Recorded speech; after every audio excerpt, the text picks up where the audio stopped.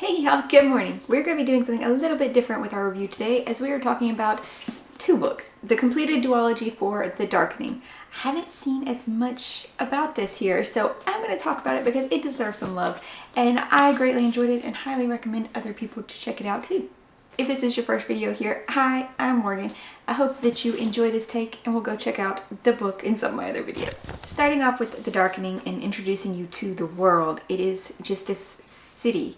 It's a big city probably, but it is a very classist society and everybody is separated into different rings, like spreading out, from the center where the palace is and the rich are. Out to the fifth ring though, that is the end of the world because there is a giant massive storm that encircles this city. So the outer rings normally have darkness. They don't see sunlight much as the people in the inner rings would. If you get too close to this storm or it touches you, it will curse you. But these people are called the Storm Touched and they are kind of shunned by society. Unfortunately, the storm doesn't stop there though. It also will release storm beasts in which the people called the Wardana will have to go and fight them to, keep them from murdering people. But the storm is their whole world pretty much. It encircles the city. This is all they know. It seems like from the first book especially, this is all they believe, that they don't think there's anything else out there outside the storm. The city did used to be bigger, but it is slowly encroached. Like they mentioned that the seventh and the sixth rings were like the farmland for the city, and now food is scarcer because they're gone. The storm wiped them out. Plot follows Vesper Vale. She is the daughter of failed revolutionaries as her parents saw that the storm keeps encroaching and the rulers are not able to hold it back, and they believe it's just because they're weak, they're not the right people to rule anymore. So they tried to overthrow them. Not, as a grab for power, but to save people, pretty much. It failed. And Vesper has lived her whole life in hiding with her father, who's this genius of their magic system. Unfortunately, something happens, he gets caught, and now in this book, Vesper is trying to free him from the prince and the people in power. So the plot kind of got over into the characters too, because our main character is Vesper Vale, and through both books you are seeing only through Vesper's perspective. She is trying to save her father because this is what Vesper wants to do. She wants to help people. She has a heart meant for helping and protecting people. And throughout the first book, I really didn't like how much her father was trying to put her down for this, trying to go against it. Like by the time she's this age, he really should have given up on that idea and just started teaching her what she needed to know to actually help people, instead of where she feels like a constant failure because people are getting hurt when all she's trying to do is help them. When her father is captured though, leads us to our second character that becomes part of her group, which is Prince Dalka, who is the Regia's son. He's next in line to the throne, and he also just wants to help people. He wants to save everyone from this storm, and he kind of ropes Vesper into his idea, though while she wants to save her father, she's like, we can do it, we can stop the storm, we can save everyone. And they begin working together, and our other two main characters work closely with Dalka. They are his closest confidants, his friends, and that would be Caspian, who is his second pretty much because Caspian's father is part of the Regia's guard, so he is the highest up person next to Dalka's mother, the Regia. Caspian just wants to be a scholar and learn things, but he is a warrior. He's been perfectly trained, but he's more at home with books and knowledge. He's a very difficult person though, and in Vesper's disguise to get close to them, to free her father, she becomes Caspian's apprentice, a position that nobody holds very long because he runs them off and drives them nuts. The person who knows who Vesper is though that helped get her into this position is Ismael. He is another fifth ringer, but is also part of this Wardana group. Prince Dalka considers Ismael one of his good friends, whereas Ismael considers everybody else to be ridiculous, and he's putting on an act that he doesn't actually like these people. They're pompous. He just wants to save the fifth ring people and redo the revolution, kind of. That is our main characters and their motivations. With both of these books, the romance in them, because YA, so we gotta talk about romance. It is definitely more in this one because there's like none in this one. None. But this one, it's more of a forbidden, of course. I just didn't feel like a lot of the groundwork was laid for it. That was really there. It was just kind of there. It didn't feel quite right or real. It almost seemed more like it would be Vesper and Ismael, but Ismael just appears to be a giant flirt though. That's just his personality. And at the end of this book, it's hinting at something with Ismael, which I'm okay with. It explains a bit of something, of course. It could work. I guess it could work. But the one in this one, does it say it in the description? So I'm not going to really talk about it much because it doesn't, but it's just the groundwork wasn't there. It was more of a, well, I guess because they're teenagers and this is how it happens. They just like each other. They're just feelings. It just didn't seem as right, especially when Vesper's hiding who she really is, even though they do find out. Hard to say. It's just don't go into this expecting like one of the romances from, you know, a lot of the YA series, because there's not a lot of romance in this at all. And that's okay. I'm happy with that fact. What is very cool about these books though is the magic system. It is called iconomancy and it is through writing symbols. Which, when I first read it, I was like, this is very interesting. I haven't read anything else much like this. Then I thought of Elantris. But unlike Elantris, is their symbols can kind of be broken down to create different ones because they have a more ancient form of it called proto-iconomancy, where instead of having like this word, it has to be exactly like this. It's more almost like letters, especially the way Vesper's father did it and why he was a genius and how he came up with all these new symbols or icons is because he treated it like an alphabet, and combining things would make them do different things. What the icons can do though is they have lights. Icon lights will, you know, light up like light bulbs, make locks from them. They can make plants grow faster, bigger, stronger. And in the second book, it is even more incredible as they're making things kind of industry, because now they have the opportunity to, and they have different needs than they did when they were in the first book with the storm. And it's just this expansion of the magic system in the world, and it gives you also a glimpse of the past and how they first came to be used and how they were broken down. And I love this magic system and Vesper's goal to be able to learn it, because her father, I said, is this genius, but he kept it from her because it's dangerous. And that was also part of the classist system of the world, is regular people are not allowed to use icons, only those in the high rings, because it's dangerous and they don't want people to hurt themselves, is what they say.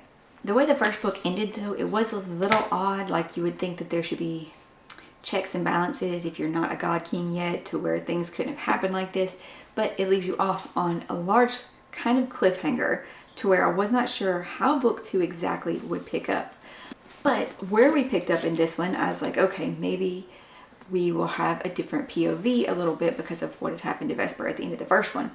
No, still from Vesper's perspective, but we do start somewhere different, and that was really, really cool. I liked seeing this different aspect of the world and how it looked at things like death and the wider world, because in this one you will of course get to see more of the world and how things came to be in the way that they were and what led to the events of the first book.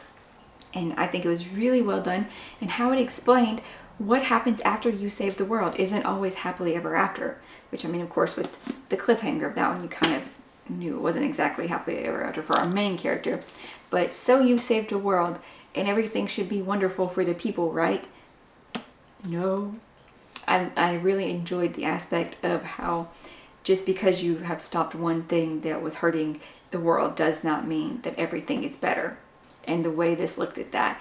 And when Vesper, there's a time skip of about 3 years, and when Vesper is able to return and how she sees how she's been heroified, it's not exactly deified, but people have hero worship of her. They were enacted statues to her. They don't look exactly like her.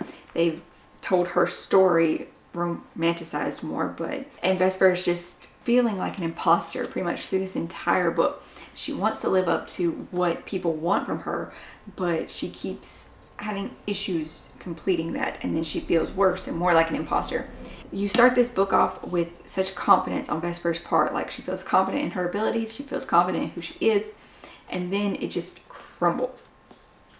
And so for most of this book, it's Vesper trying to figure out who she actually is, what she wants, finding this confidence level.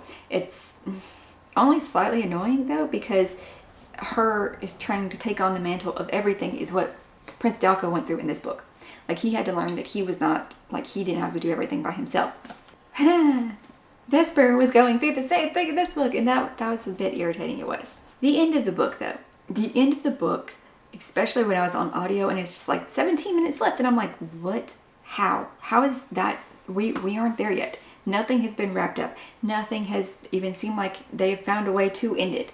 But it just happened. It just very quickly. And then the epilogue though, I like the epilogue. That was It was a good, hopeful ending to where our characters were gonna go. So I did not quite enjoy how quickly the ending went and what happened with the ending. But that's okay. I liked the ending overall, just not how it was set up and how quickly it went.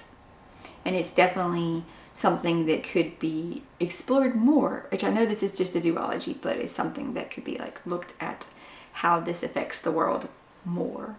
I really hope though that this idea worked of doing a duology instead of just a single book, because this was a very interesting magic system and world and a complicated character.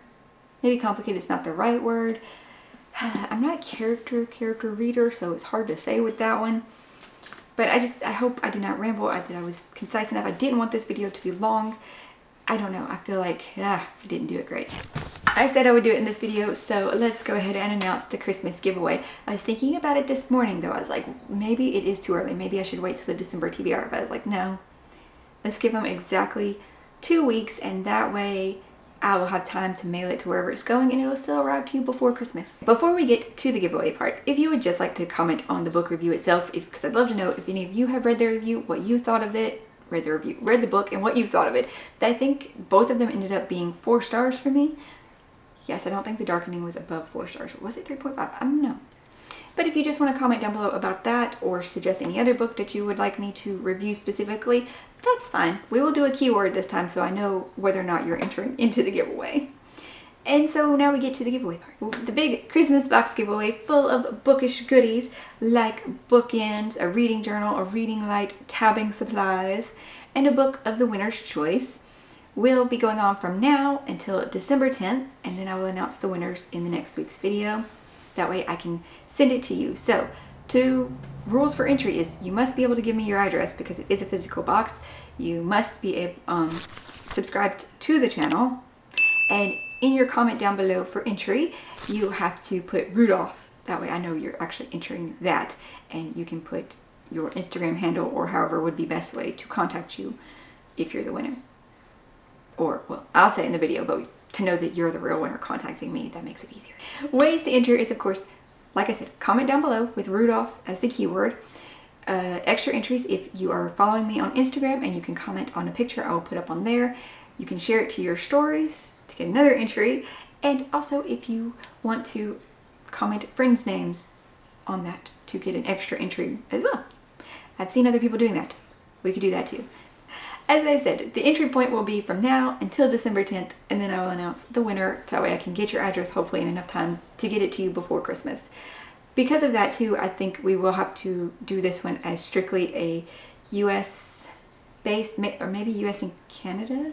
I guess it could still go there fast enough.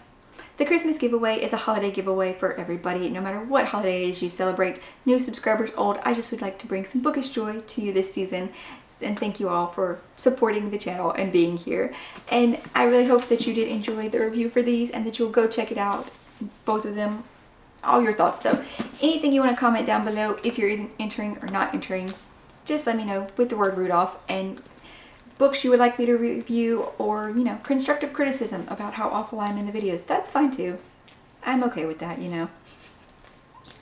Thank you guys so much for being here. I hope you're finding something awesome to read today, and I'll see you in the next one.